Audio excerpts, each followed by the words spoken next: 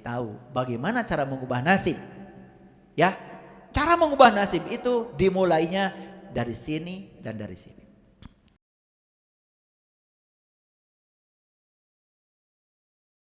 Coba sekarang, ada orang menyakiti kita, kita tidak mencoba untuk melawan dan menyakitinya.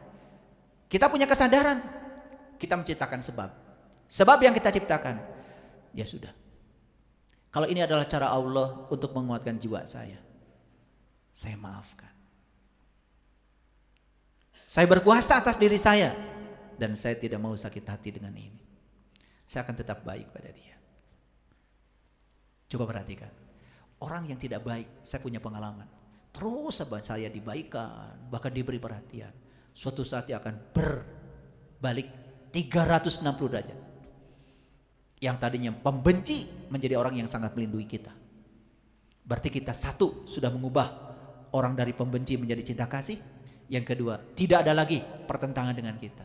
Coba sekarang ciptakan sebab yang sebaliknya. Dia benci, kita juga benci.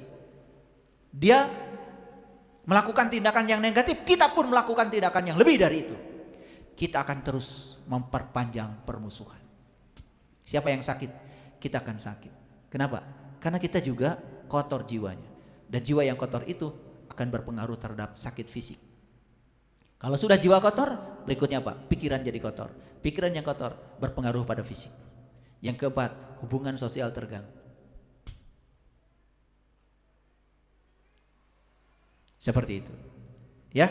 Jadi sunatullah atau kausalitas adalah pelajaran berharga untuk menyelamatkan jiwa agar kembali ke fitrahnya jiwa. Jadi sekarang Bapak Ibu, ketika mendapatkan kejadian yang tidak diinginkan dalam hidup kita, sadar itu adalah akibat. Nah, sekarang kita mau menerimanya seperti apa? Mau menerimanya seperti apa? Kita mau menciptakan sebab apa lagi?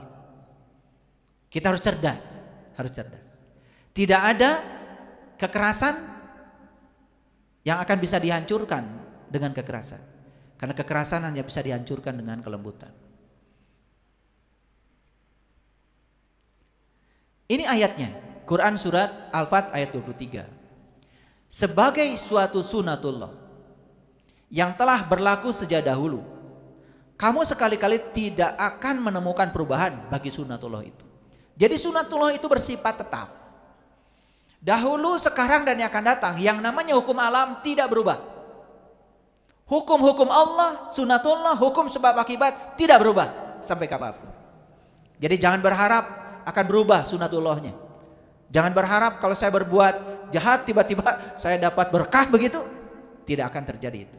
Quran mengatakan sunatullah itu adalah sebagai sesuatu yang telah berlaku sejak dahulu, ya, dan kamu tidak akan menemukan perubahan bagi sunatullah itu.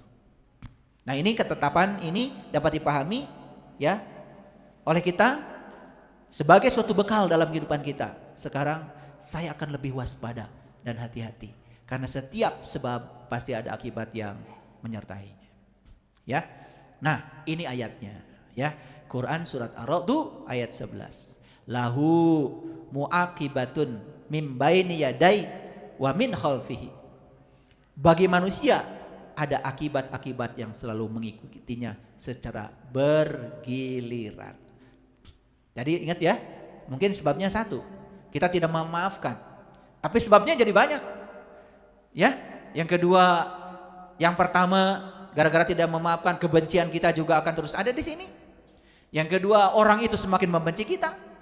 Yang ketiga, hubungan kita semakin tidak baik. Yang keempat, kalau kita memutus silaturahim itu kan menghalang-halangi rezeki, ya. Wah, dampaknya sangat banyak. Makanya di ayat ini dikatakan lahu muaqibatun min baini yadai wa min khalfihi. Bagi manusia ada akibat-akibat yang selalu mengikutinya secara bergiliran di muka dan di belakangnya. Mereka menjaganya atas perintah Allah. Jadi sebetulnya, ya, akibat itu datang sebagai sunatullah. Kalau sebagai sunatullah, ya jelas pengendalinya adalah Allah. Jadi Allah tidak pernah menyiksa kita, tetapi Allah hanya menyediakan sunatullah, tempat belajar kita. Jadi semua siksaan datang dari sebab yang diakibatkan oleh kita sendiri. Jadi mulai sekarang jangan lagi berpikir kalau Allah itu mengutuk, menyiksa dan lain sebagainya. Dia Maha Pengasih, Dia Maha Penyayang. Tidak mungkin Dia menyiksa hamba yang dicintainya. Tapi demi cintanya kepada kita, Beliau menciptakan sunatullah, alam semesta dengan hukum sebab akibat. Jadi sekarang mengerti kalau semua akibat yang menyertai sebab itu adalah kesempatan kita untuk belajar. Ada yang buruk gak? Ternyata di dalam kehidupan ini gak ada yang buruk ya. Semua baik-baik saja. Ya, lanjut. Sesungguhnya Allah tidak merubah keadaan suatu kaum sehingga mereka merubah keadaan yang ada pada diri mereka sendiri. Ayat ini mah sering banget ya dijelaskan. Innallaha la yughayyiru ma biqaumin hatta yughayyiru ma bi anfusihim. Sudah sering ayat ini dibahas. Tapi sekarang saya kasih tahu bagaimana cara mengubah nasib. Ya, cara mengubah nasib itu dimulainya dari sini dan dari sini. Dari sini dan dari sini. Saya sudah membuat buku judulnya Hidup Menakjubkan. Buku baru saya. Ya, mungkin sudah ada di depan, di sini dan di sini.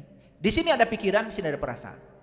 Kalau pikiran dan perasaan ini kita berdayakan dan diisi dengan kekuatan positif, maka pikiran dan perasaan akan menjadi medan magnet yang akan menarik semua hal yang kita inginkan dalam hidup.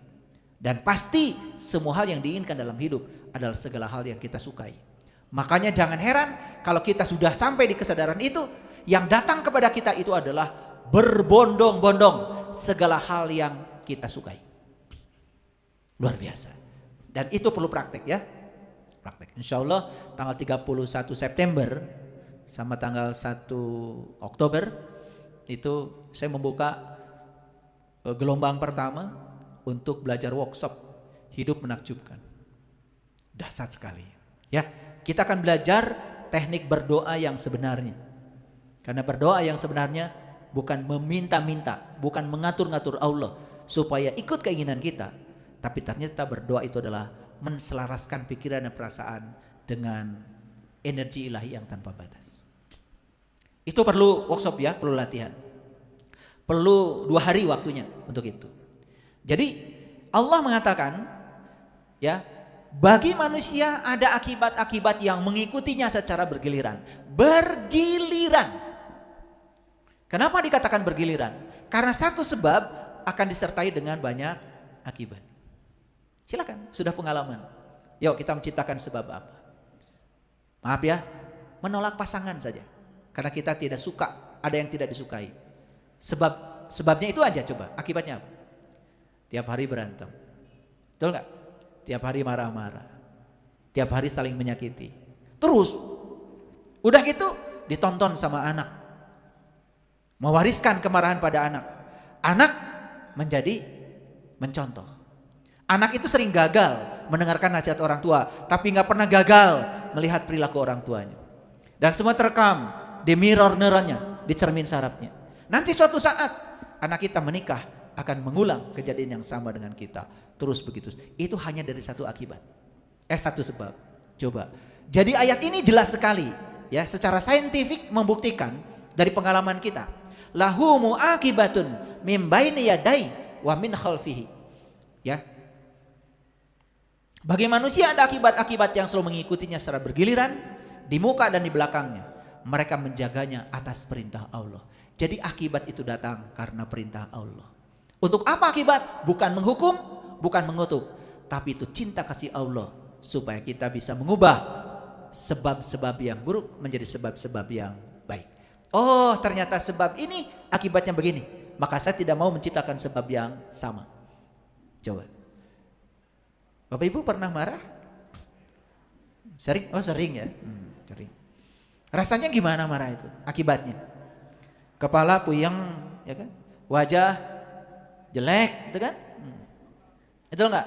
Tensi darah naik, betul nggak? Iya. Setelah itu mengeluarkan kata-kata yang kotor, terus menyakiti diri sendiri dan orang lain, betul nggak? Iya. TV pecah, piring berantakan, betul nggak? Coba. Kadang-kadang menimbulkan luka, harus ke dokter lagi, bayar. Coba. Dari satu sebab, akibatnya itu bergiliran banyak. Tapi sayangnya kok kita nggak mau belajar. Kenapa sih tidak menciptakan sebab yang baik-baik saja? Ya, itu. Yuk kita rubah nasib kita ya. Ubah pikiran, perasaan. Itulah pentingnya belajar kesadaran. Makanya belajar agama itu pada dasarnya adalah belajar meningkatkan kesadaran. Walaqad ra'ahu nazlatan ukhra inda sidratil muntaha indaha jannatul ma'wa. Dalam Quran dikatakan, di puncak kesadaran kamu akan menemukan jannah. Jadi jannah itu hanya ditemukan ketika kalian masuk di puncak kesadaran, sadar. Dari sadar itu muncul yang namanya eling, waspada. Gitu. Makanya kalau orang Sunda bilang, sing bisa nganjang kapageto. Nganjang kapageto tuh apa yang mau kita ucapkan, pikir. Apa dampaknya bagi diri sendiri, apa dampaknya bagi orang lain. Sampai segitunya orang tua kita mengajarkan itu. Anyangan heula pageto teh. Sebelum kita ngucap itu, rasakan dulu yang mau kita ucapkan itu akibatnya oleh kita. Sampai segitunya orang tua, sangat preventif. Orang tua kita mengajarkan agama itu sangat preventif, luar biasa. Ya, baik. Nah, di akhir dari kuliah ini saya akan memberikan sedikit renungan. Yuk kita baca pelan-pelan. Setiap serangan membawa kita semakin dekat dengan kesuksesan. Kadang-kadang untuk membawa pada kesuksesan itu harus ada serangan. Kita ingin bisnis, coba pahami orang yang bisnis sama dengan kita, bukan kompetitor. Tetapi dia adalah mitra kita. Coba pahami itu, tempatkan sebagai mitra. Lain dengan kita menganggap sebagai kompetitor, walaupun awalnya dianggap sebagai serangan.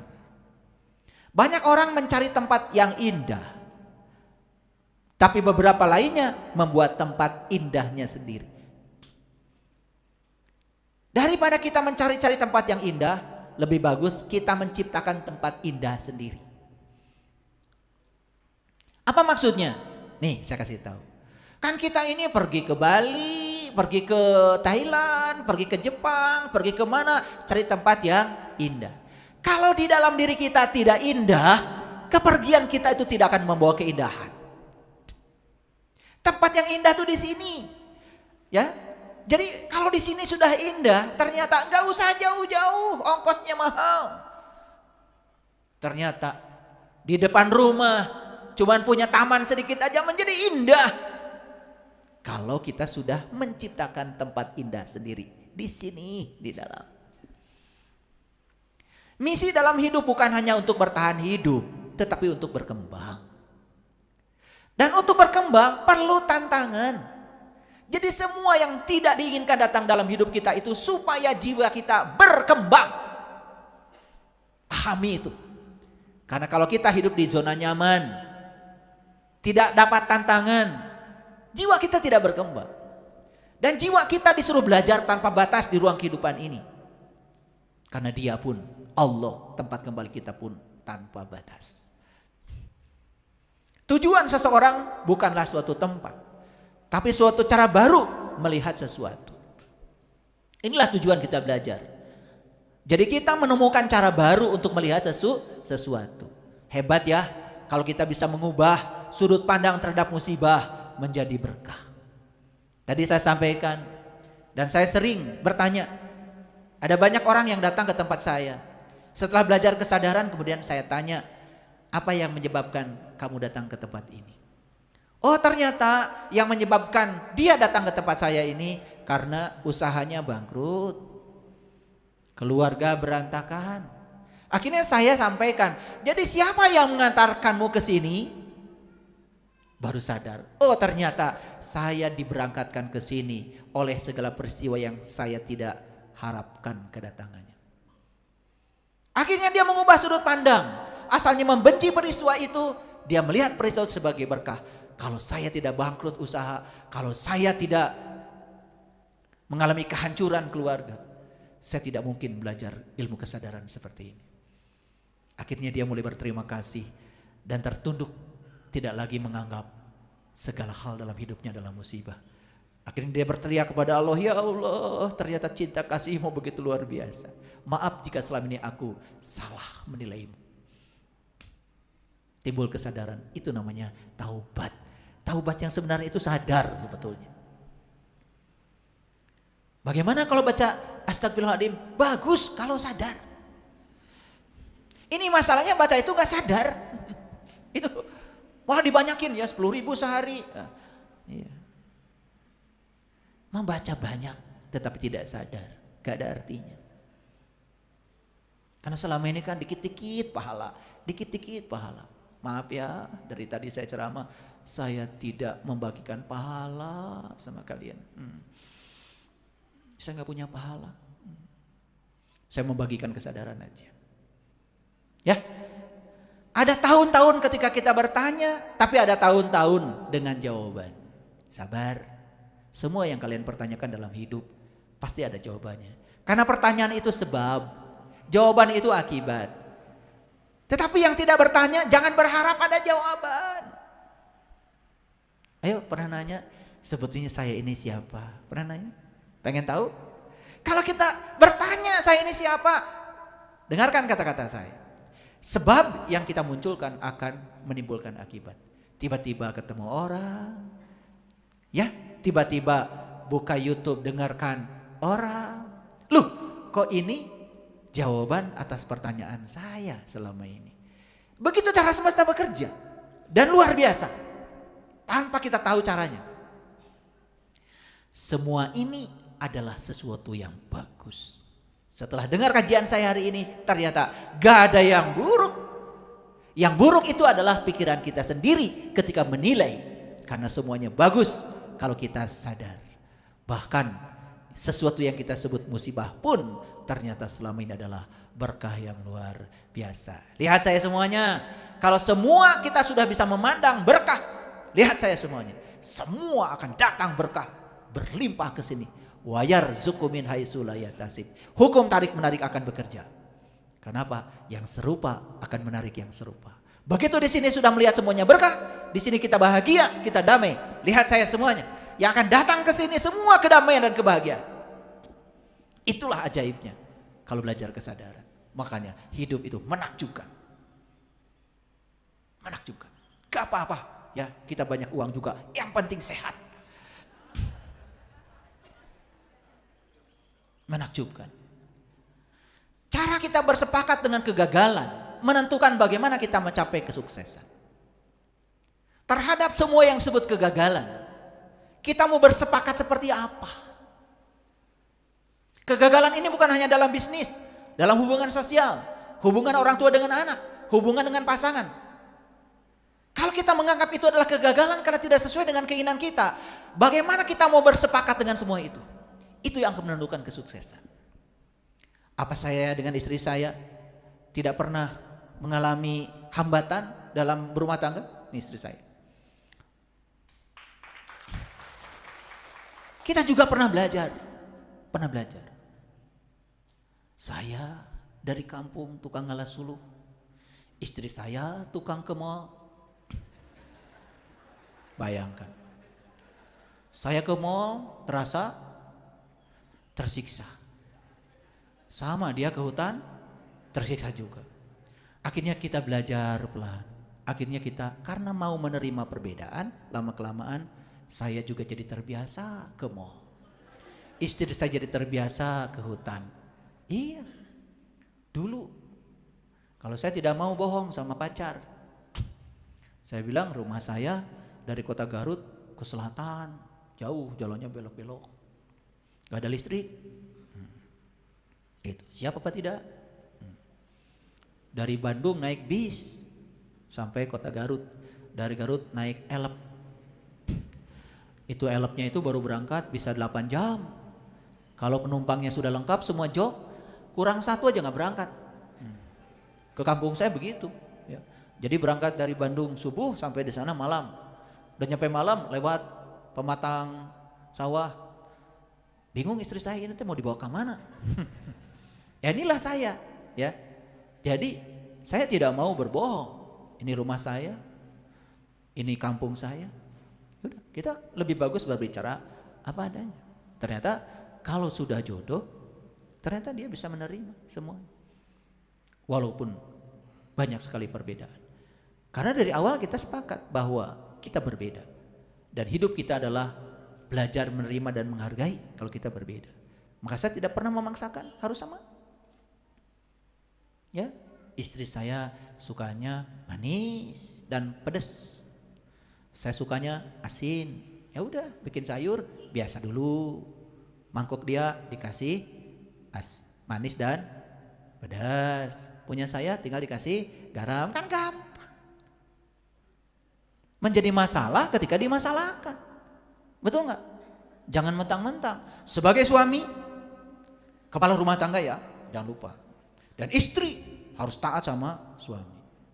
Kalau suami memerintahkan asin, harus asin. Wah,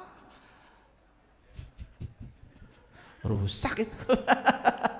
Padahal sesuatu yang gampang dibikin menjadi ruwet dan sulit. Kenapa? Ini, di sini masalah. Maaf ya.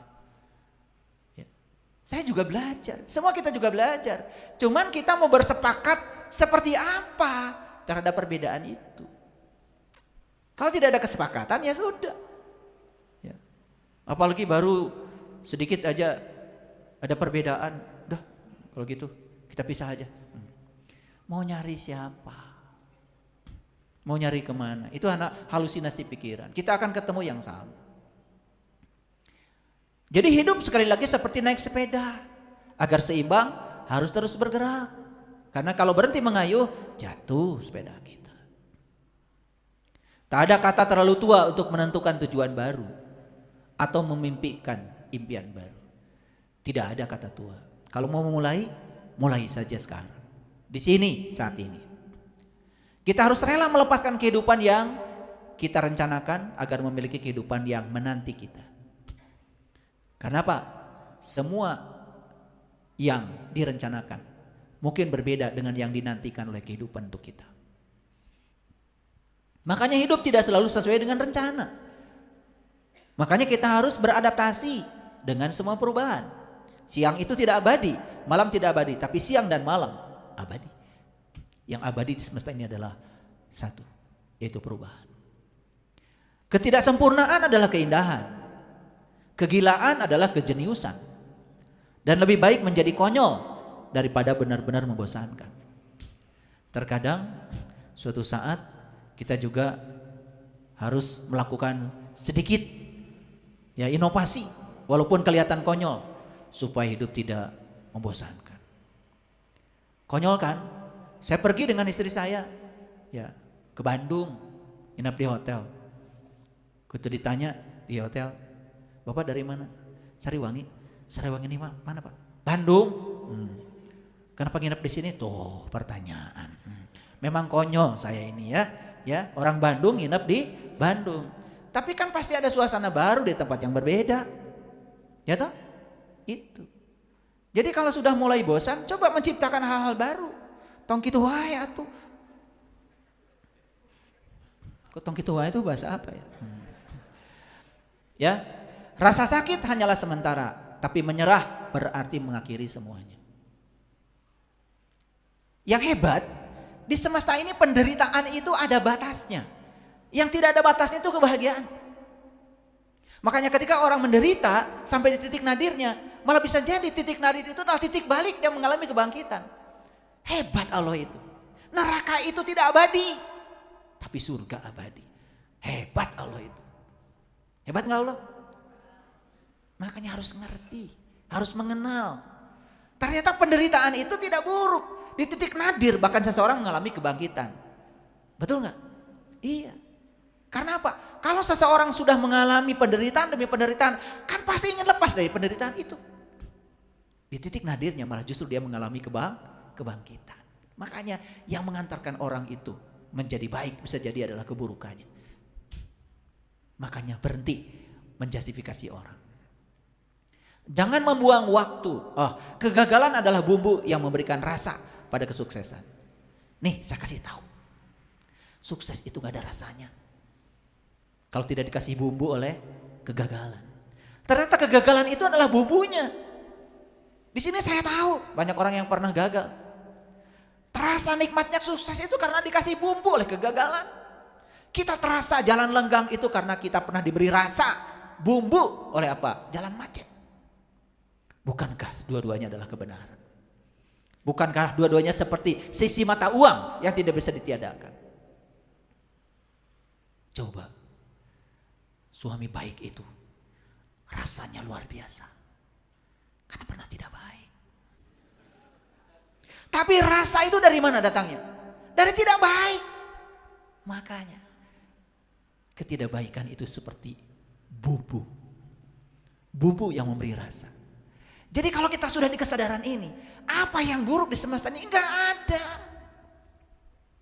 Ternyata sekarang sadar, yang buruk itu adalah pikiran saya, kebodohan saya. Merasa diri pintar, merasa diri soleh, padahal can kemana-mana. Iya, dititah joget ke pasalia. Iya. Kalau orang joget aja musik kemana, gerakan kemana, itu hidupnya pasti begitu. Betul nggak? Tidak berirama. Ya, itu ada istilahnya bahasa Sunda mah.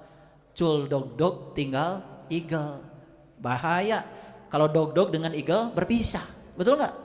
Nu nabuh dog dog ke mana, nu ngigel ke mana. Aduh, nu nonton riweuh pasti bubar. Betul nggak? Jangan membuang waktu untuk mengalahkan tembok. Tapi ubahlah agar tembok menjadi pintu. Kan kita ini selama ini ingin mengalahkan tembok, betul nggak? Capek. Tapi bagaimana mengubah tembok menjadi pintu? Asalnya penghalang menjadi jalan masuk. Semua yang disebut penghalang oleh kita selama ini ternyata itu jalan masuk. Jalan masuk untuk menemukan hakikat dari jiwa kita. Malah bisa jadi yang selama ini disebut pintu oleh kita malah mencelakakan kita. Mohon maaf, pernah marah dinasehati?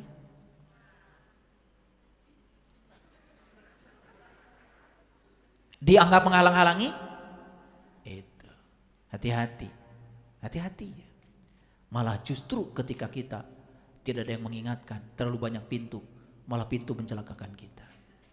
Mending masih ada tembok. Ternyata tembok itu bisa diubah menjadi pintu. Pintu untuk keberkahan kita. Pintu untuk penguatan jiwa kita. Bukannya itu keren. Seorang pemikir melihat aksinya sebagai eksperimen. Dan pertanyaan sebagai percobaan untuk mencari sesuatu. Sukses dan gagal adalah jawaban dari pencarian itu. Seorang pemikir ya melihat aksi sebagai eksperimen. Makanya kita harus banyak eksperimen. Harus banyak aksi. Lebih bagus mencoba. Mencoba, walaupun hasilnya bisa gagal, bisa, tapi ada pengalaman di sana. Saya kasih tahu hadirin, tidak ada sebetulnya yang sia-sia dalam hidup kalau kita mencoba. Sekalipun gagal, pasti memberikan pengalaman kepada kita. Makanya hanya orang yang berani tersesat yang tidak akan tersesat. Karena berani tersesat berarti dia mencoba. Dan selamanya tidak akan tersesat. Tapi yang takut tersesat selamanya tidak mencoba. Malah justru yang takut tersesat selamanya tersesat. Makanya jangan gampang menyesatkan orang lain. Mudah sekali menilai orang lain. Nyaho gente. Jadi seorang pemikir melihat aksinya sebagai eksperimen. Melihat pertanyaannya sebagai percobaan untuk mencari sesuatu. Dan sukses dan gagal itu adalah jawaban dari pencariannya. Ternyata dalam pencarian itu kita akan dapat dua, sukses dan gagal. Kalau kita bisa menerima dua-duanya, dua-duanya ngasih pelajaran yang berharga pada kita. Karena itulah pelajaran dari hidup. Mencoba dan gagal tidak masalah. Coba lagi, gagal lagi, lalu gagal dengan lebih baik. Jadi kalaupun harus gagal, gagal yang hari ini masih lebih baik daripada gagal yang kemarin. Walaupun sama-sama gagal. Semua progres datang dari luar zona nyaman. Tidak ada jalan pintas ke tempat yang layak. Semua tempat yang layak pasti melewati berbagai rintangan. Hadirin sekarang sudah mengerti? Ternyata semua yang terjadi dalam kehidupan kita, peristiwa, orang yang dihadirkan dalam kehidupan kita, termasuk hal-hal yang selama ini disebut musibah oleh kita, itu semua adalah cara semesta menyelamatkan jiwa kita. Yang enak akan ditinggalkan, yang tidak enak akan ditinggalkan. Yang akan dibawa oleh kita adalah pelajaran dan kedewasaan dari yang disebut enak maupun yang disebut tidak enak. Shadaqallahul adzim, barakallahu li wa lakum. Assalamualaikum warahmatullahi wabarakatuh.